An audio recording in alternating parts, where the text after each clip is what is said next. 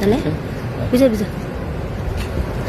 Sir unity मॉलचे फुडें कशें कितें जातलें युनिटी मॉलाचें जे डिस्ट्रिक्ट कोर्टाची ऑर्डर आसा पळय ती टॅक्निकल इशू ताणें डिसायड केला की व्हिडिओक पावर आसा ऑर्डर पास करपाची काय डेप्युटी डायरेक्टराक ताणें म्हणलां की डेप्युटी डायरेक्टराक पावर आशिल्ली ऑर्डर पास करपाची व्हिडिओक ना.